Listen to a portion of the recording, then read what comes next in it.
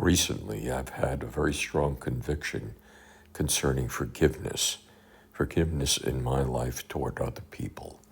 The painting before you is a picture of Jesus Christ being kissed by Judas as a form of identification. He was actually betraying Christ. This event is taking place in the Garden of Gethsemane, the stress and agony of having the sins of the world being placed upon him, so that he may bear them as a living sacrifice to eliminate the penalty of death to all of mankind as a result of sin. This event in Jesus' life represents the passion of the Christ. Jesus knew all along that Judas was going to betray him. Prior to having the Last Supper, Jesus girded himself and actually washed all the disciples' feet. He set that as an example of humility to all of us. As Jesus washed the dust off of Judas's feet, he gave special attention to Judas, hoping to instill in Judas's heart and mind that forgiveness was available. Through the next few months, I'll be focusing upon all of the aspects of forgiveness that are so necessary and required by God in order for us to have a face-to-face relationship with him. Many of you know that I'm already in my 80s, and during that period of time, I've seen many things take place. This one event stands out in my mind that took place in 2006 as the high water mark of forgiveness. It's been 19 years since there was a school shooting in the nickel mines area of Lancaster County in Pennsylvania, an Amish community. Let's listen to a report all these years later. I wanted to take a few minutes to have a look back at that event, and especially the Amish forgiveness story. If you're not familiar with it, on October 2nd, 2006, a local milk truck driver entered an Amish school and took 10 of the schoolgirls hostage. And this event, as you can imagine, was a tremendous shock.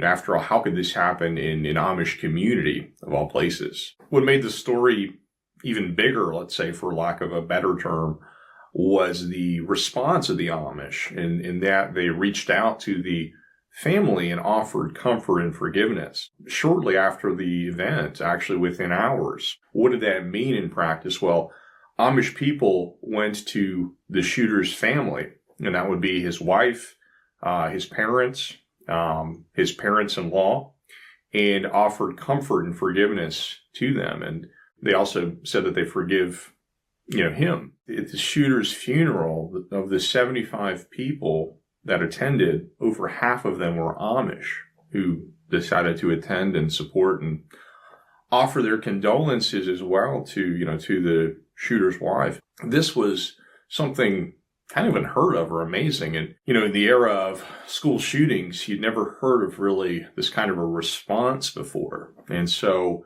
that really caused the story to go very far. It was covered internationally, went around the world. It was in media in Europe and Japan and India and all over the place. Amish members of the community ended up maintaining relationships with the family for years after that. One in particular would be the shooter's mother. The story inspired multiple books, even a movie. One of those books was a book called Amish Grace, How Forgiveness Transcended Tragedy. And in that book, they look at, the events of that day and what came after, but also, in particular, the Amish approach to forgiveness. Where does that come from? How does that happen? Is that easy for the Amish? Just to quote one Amish bishop from the book, he said that forgiveness was a decided issue. It's just what we do as non-resistant people. It was spontaneous. It was automatic. It was not a new kind of thing. And he also said it's just a normal part of our living. Another Amishman said it's just standard Christian forgiveness. It's what everybody should be doing. They're taught to forgive from an early age. One important source is the Gospel of Matthew. There's the parable of the unforgiving servant. Jesus tells Peter to forgive not 7 times, but 70 times 7.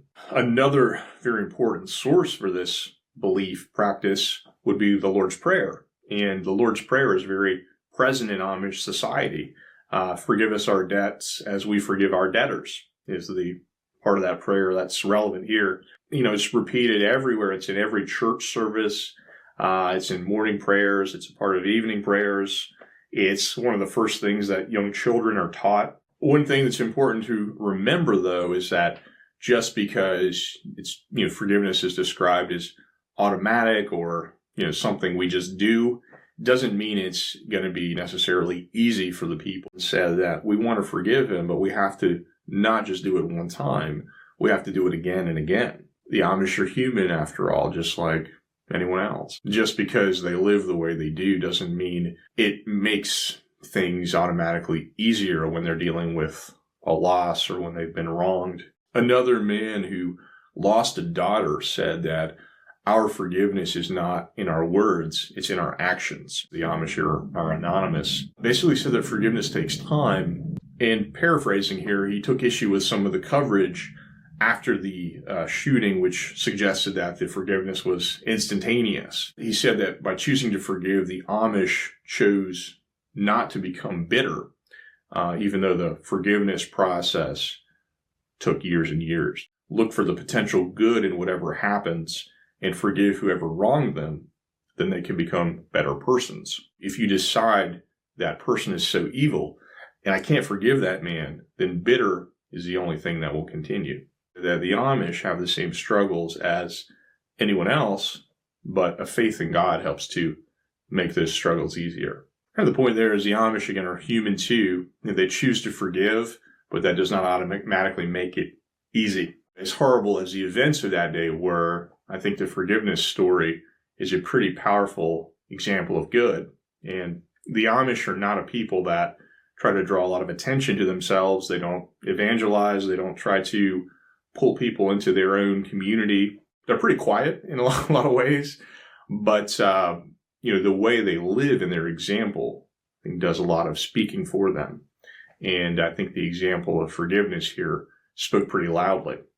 Some people had a hard time believing it. We don't usually see these kinds of responses after, a shooting. We don't see people coming out and offering forgiveness and spending this time with the family of the shooter, which is kind of amazing if you think about it. But the Amish did that, and they continued to do that and had relationships with those people afterward. I hope this story touched your heart the way it touched mine. This will be a lead-in to the entire subject of forgiveness that we will study and adopt in order to change our relationship with others. If you would like to have the assurance of salvation, kindly repeat Romans 10, verse 9 with me now.